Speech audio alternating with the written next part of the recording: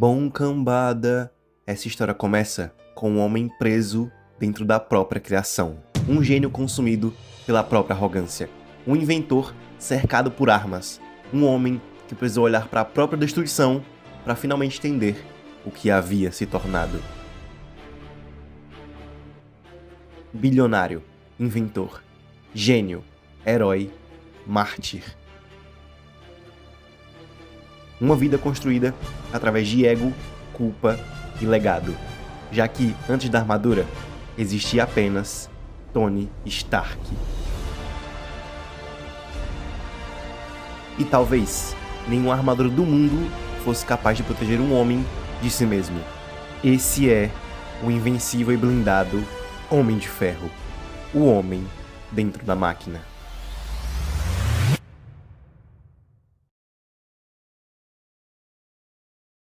No início dos anos 60, a Marvel vivia um momento extremamente peculiar. A chamada Era de Prata nos quadrinhos estava explodindo em popularidade, e vários dos seus personagens estavam começando a redefinir completamente a estrutura narrativa dos super-heróis. E no meio disso tudo, existia um problema curioso: como fazer o público gostar de um homem que representava exatamente aquilo que grande parte da juventude da época odiava. Foi daí que nasceu a ideia de criar o Homem de Ferro. Criado por Stan Lee e desenvolvido visualmente por Don Heck e com forte participação conceitual de Jack Kirby e Larry Lieber, o Tony Stark faz sua primeira aparição em Tales of Suspense de número 39, lançado em março de 1963. E honestamente, eu acho fascinante perceber como o personagem nasce quase como um desafio ideológico para todos os seus criadores e para a própria Marvel. O Stan Lee queria provar que conseguiria fazer os leitores gostarem de alguém que simbolizava o capitalismo industrial americano no auge da Guerra Fria. O Tony Stark era rico, arrogante, empresário do setor armamentista e diretamente ligado ao complexo militar dos Estados Unidos. Em qualquer outro contexto, ele seria tratado quase como um antagonista da própria juventude americana daquela geração. Só que a genialidade da Marvel, naquela época, estava justamente em humanizar figuras imperfeitas, e a origem do Homem de Ferro talvez seja uma das maiores representações disso. Durante uma viagem no Vietnã, o Tony Stark acaba gravemente ferido após a explosão de uma armadilha explosiva, e estilhaços se alojam próximos ao coração dele, criando uma condição irreversível. Sem a ajuda constante, o Tony morreria em pouquíssimo tempo. Capturado pelo cientista Wong Shu, o Stark recebe uma proposta muito cruel: construir armas para os seus inimigos ou morrer lentamente. E é aqui que nasce um dos conceitos mais brilhantes da história da Marvel. O Tony Stark não cria apenas uma armadura para sobreviver, ele cria a sua própria sobrevivência. Ao lado de Hu Hissing, o Tony desenvolve uma armadura cinzenta, pesada e quase monstruosa visualmente. Nada daquela estética tecnológica refinada que conhecemos hoje. O primeiro Homem de Ferro parecia uma máquina industrial ambulante, quase um protótipo militar claustrofóbico saído diretamente da paranoia tecnológica dos anos 60. E isso fazia total sentido, já que o próprio Homem de Ferro nasce do medo do Tony. A armadura ali não é um símbolo de grandeza inicialmente, ela é literalmente um respirador metálico gigante impedindo o coração dele de parar. E eu acho isso genial, já que o personagem já nasce carregando aquilo que definiria toda a sua trajetória dali pra frente: a relação entre humanidade, conhecimento e tecnologia. O Tony Stark entende desde o início que a máquina é a única coisa que o mantém vivo, não só fisicamente, mas de uma maneira conceitual também. Mas ao mesmo tempo, conforme os anos passavam, os quadrinhos de Tales of Suspense lentamente começavam a discutir se aquela mesma máquina também não está afastando ele da sua própria humanidade. E tecnicamente, essas histórias do personagem evoluem muito rápido. Ainda nessa fase, o Homem de Ferro ali já começava a ganhar elementos fundamentais dos seus mitos: Pepper Potts, Happy Hogan, a rivalidade empresarial, espionagem industrial, avanço tecnológico e principalmente o conceito de futurismo corporativo que transformaria Tony Stark em algo muito diferente dos outros heróis da Marvel. Não teve um único momento dos quadrinhos que o Tony Stark não representava o futuro. Um futuro muito brilhante, mas profundamente perigoso. E talvez pra mim, eu acho que é isso que o torna tão fascinante até hoje, já que ele nasceu da ideia de que um homem destruído fisicamente tentou sobreviver usando a única coisa que realmente conhecia: máquinas. Mas, antes de continuarmos, deixa eu me apresentar. Pra você que não me conhece, meu nome é Gabriel, mas você pode me chamar de Biel, Bibo, Gabi ou como você preferir. Esse aqui é meu canal. E por favor, já de início, Deixa um like aí embaixo, se inscreve no canal, ativa o sininho para não perder notificação, deixa o seu hype, comenta aí embaixo e, por favor, compartilhe esse vídeo com seus amigos. E caso você queira e possa, considere se tornar membro aqui do canal. Desse jeito você ganha algumas recompensas muito legais e me ajuda a manter o sonho de ser youtuber vivo. Bom, fez tudo isso? Então vamos nessa!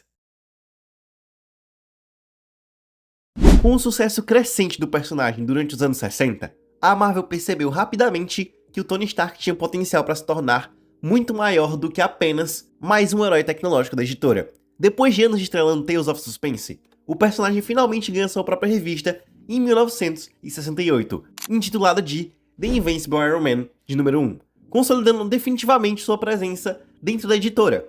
E eu acho interessante perceber como, desde muito cedo, os roteiristas do personagem já demonstravam preocupação específica em diferenciar Tony Stark dos outros protagonistas da Marvel. Já que, além de tudo que eu já disse antes, o Homem de Ferro não se definia apenas como um super-herói. Ele também era um empresário, uma celebridade, um industrial bilionário, um inventor futurista e um homem constantemente observado pelo mundo inteiro. E existe uma consequência psicológica muito pesada nisso. Enquanto vários personagens da época como Homem-Aranha viviam escondendo sua identidade secreta, o Tony precisava sustentar publicamente a própria imagem o tempo inteiro. Ele não podia parecer fraco, inseguro ou emocionalmente instável. A figura do Tony Stark praticamente funcionava como uma performance contínua de sucesso absoluto. Só que nenhuma pessoa consegue viver décadas sustentando uma versão idealizada de si mesma sem começar a desmoronar internamente. E pra mim, é exatamente isso que transforma o Demônio na Garrafa no arco mais importante da história do personagem. Publicado entre Iron Man de número 120 a 128, escrita principalmente por David Michelinie com arte de Bob Layton e John Romita Jr., o arco se torna um divisor absoluto não apenas para o Homem de Ferro, mas para quadrinhos de super-heróis como um todo. E o mais fascinante é perceber como a história nasce diretamente inspirada pelo impacto que Snowbirds Don't Fly, o famoso arco de Lanterna Verde e Arqueiro Verde, escrito por Dennis O'Neil, que anos antes abordava vícios em drogas através de seus personagens. Aquele quadrinho abriu espaço para que os quadrinhos mainstream finalmente começassem a abordar a transparência química através de dependência, de uma maneira mais séria e humana. E o Demônio na Garrafa pega essa discussão e leva ela para um lugar ainda mais cruel, já que o alcoolismo do Tony não aparece como um choque pontual de roteiro. Ele funciona quase como uma deteriorização lenta da própria identidade do personagem. Ao longo da história, o Tony passa por crises empresariais, sabotagens, desgaste emocional extremo, perda de controle sobre a vida e, principalmente, um colapso psicológico silencioso que vai contaminando absolutamente tudo ao redor dele. E eu acho sensacional como o quadrinho entende perfeitamente uma coisa muito importante sobre vício. Ninguém se destrói de uma vez. Existe sempre uma tentativa de controle antes. O Tony constantemente acredita que consegue parar quando quiser. A bebida aparece inicialmente como uma anestesia emocional, uma válvula de escape para a pressão contínua que ele recebe. Só que aos poucos, o álcool deixa de funcionar como fuga momentânea e passa a reorganizar completamente a rotina emocional dele. E isso é retratado com uma honestidade impressionante para a época. O Tony de Demônio da Garrafa não bebe porque é irresponsável, entre muitas aspas, fraco.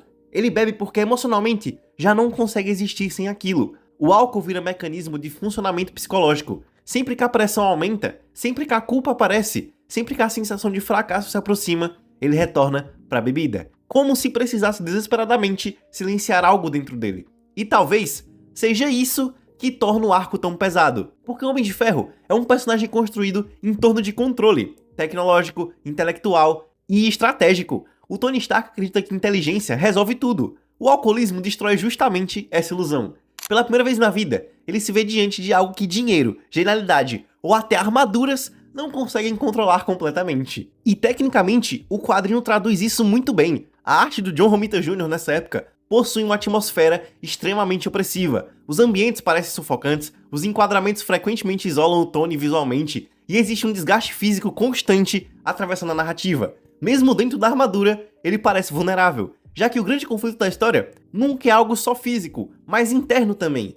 E talvez a parte mais dolorosa do arco seja perceber como o alcoolismo afeta todas as relações ao redor de Tony. E isso conversa muito com discussões filosóficas sobre masculinidade e autodestruição emocional. Durante décadas, muitos homens foram ensinados a transformar sofrimento em silêncio, a esconder fragilidade através de trabalho, agressividade emocional e, principalmente, vícios. Tony Stark praticamente vira a representação máxima disso. Um homem brilhante tentando sufocar o próprio vazio através de excessos constantes. Só que a história deixa claro o tempo inteiro que o álcool não é eliminador, ele apenas adia os confrontos dele. E quanto mais o Tony tenta fugir emocionalmente de si mesmo, mais tudo ao redor dele começa a ruir. Sua empresa, suas relações, sua estabilidade psicológica e até sua capacidade de atuar como herói. E honestamente, eu acho que é exatamente por isso que Demônio na Garrafa continua sendo tão importante décadas depois. Porque aquela HQ entendeu algo que muitos quadrinhos da Marvel ainda demorariam muitos anos para compreender. Às vezes, o maior inimigo de um herói não é um super vilão, é a versão destruída dele mesmo que ele tenta desesperadamente esconder do mundo. Depois do Demônio na Garrafa, uma coisa fica muito clara. O Homem de Ferro deixa de ser apenas um personagem sobre tecnologia e passa a ser um personagem sobre identidade. E talvez essa seja a discussão mais fascinante que eu criei na minha cabeça quando eu pensei sobre o personagem. Porque quando pensamos em Tony Stark, é muito fácil lembrar das armaduras, da inteligência artificial, dos laboratórios absurdamente avançados e de todas as invenções que transformaram ele em um dos maiores gênios do universo Marvel. Mas quando os melhores roteiristas sentam para escrever o personagem, raramente estão falando sobre tecnologia. Estão falando sobre um homem que passou a vida inteira tentando construir uma versão ideal de si mesmo. E eu acho que nenhuma comparação filosófica combina mais com Tony Stark do que o pensamento de Jean-Paul Sartre, especialmente em obras como O Existencialismo é um Humanismo. Ele defendia a ideia que, pra mim, parece ter saído diretamente das páginas de algum quadrinho do Homem de Ferro.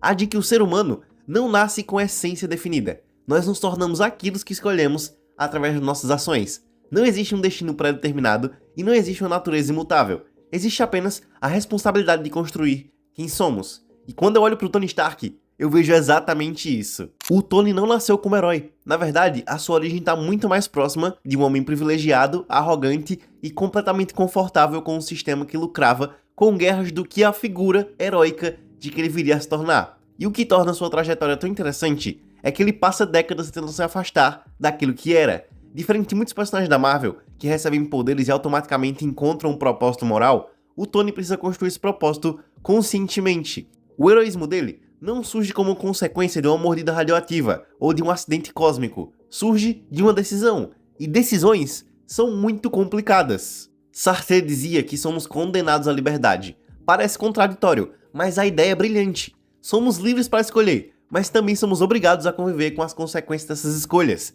E poucos personagens nos quadrinhos carregam um peso tão grande de suas próprias decisões quanto Tony Stark na Marvel. E isso aparece repetidamente ao longo de várias histórias do personagem. Sempre que ele cria uma nova tecnologia, existe uma pergunta implícita acompanhada daquela invenção. Enquanto outros heróis combatem ameaças externas, o Tony frequentemente enfrenta consequências produzidas por suas próprias ações. Muitos dos seus conflitos mais marcantes nascem justamente dessa tensão entre criação e responsabilidade. E eu acho que isso revela algo muito interessante sobre a persona do Tony. Ele é um homem que acredita profundamente na capacidade humana de transformar o mundo. Ele olha para um problema e imediatamente pensa em uma solução.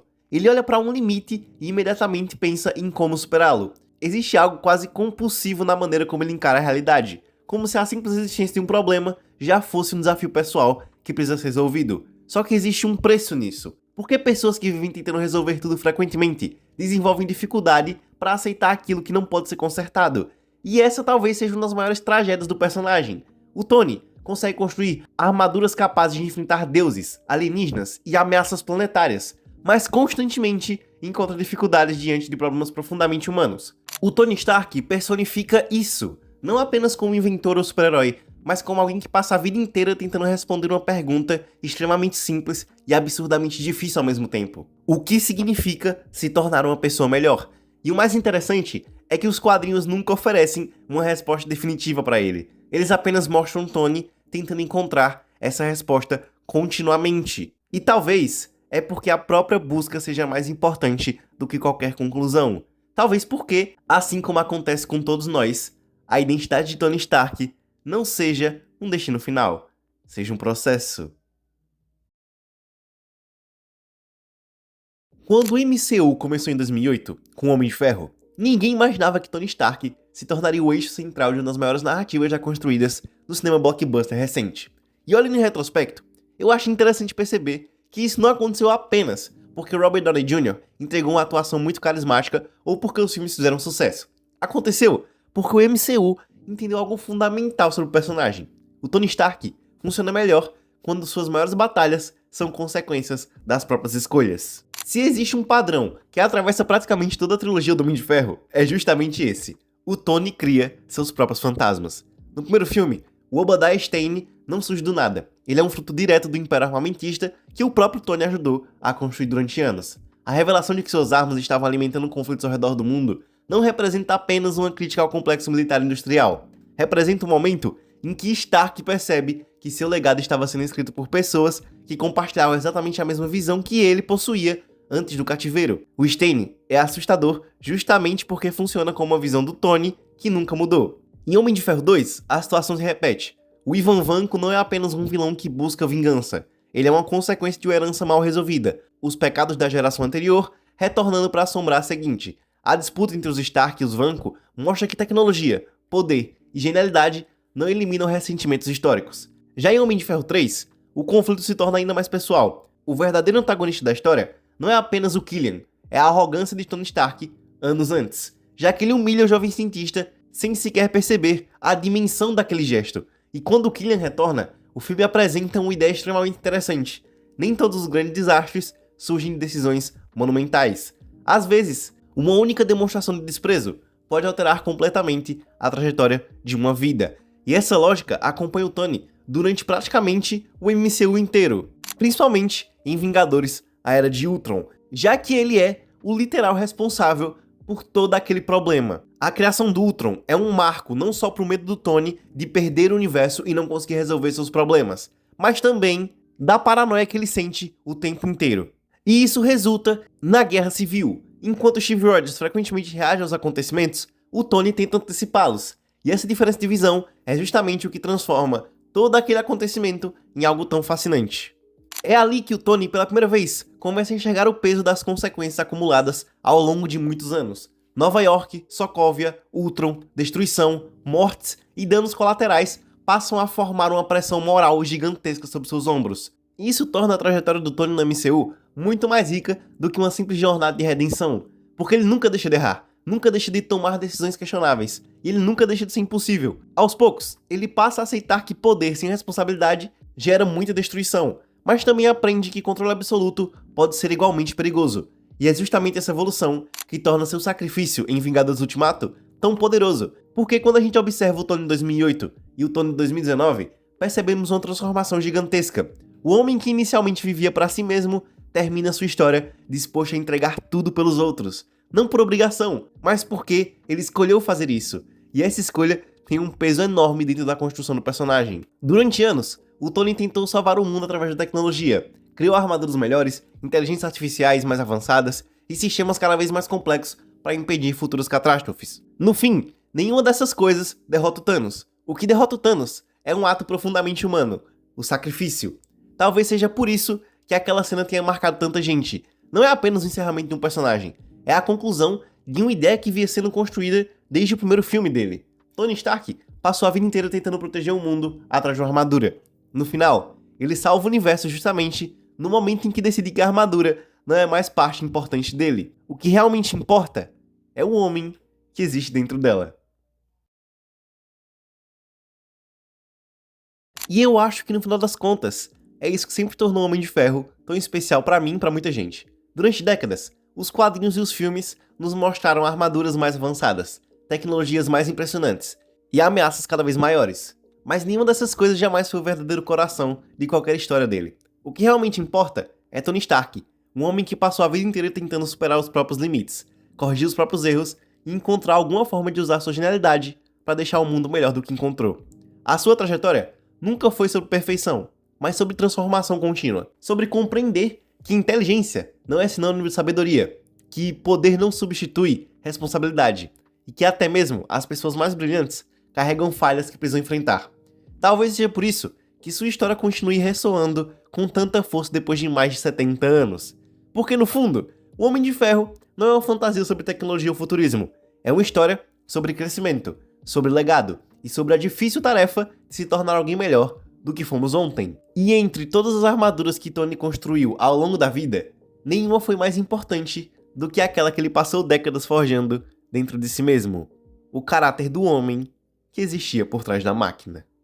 Bom, cambada, esse vídeo vai ficando por aqui. Eu espero muito que vocês tenham gostado. E se vocês gostaram, por favor, cogitem em fazer aquelas coisas chatas, sabe? Daquele papo de youtuber que eu disse antes. Deixar o like, se inscrever, compartilhar. Vocês que fazem isso valer muito a pena. Muito obrigado a todos vocês. E um grande obrigadíssimo a todos os membros aí do canal que estão aparecendo na tela agora. Vocês fazem o meu sonho se tornar realidade. Muito obrigado. E caso você queira se tornar membro do canal, já sabe, é só apertar o botãozinho aí embaixo para ganhar algumas recompensas e me ajudar no meu sonho. E fazer esse vídeo foi algo muito difícil. Não só escrever, como gravar, como editar, mas no final, tudo valeu muito a pena. Como todos os outros vídeos aqui do canal. Bom, cambada, era só isso. Até a próxima. E, como sempre, que a força esteja com vocês.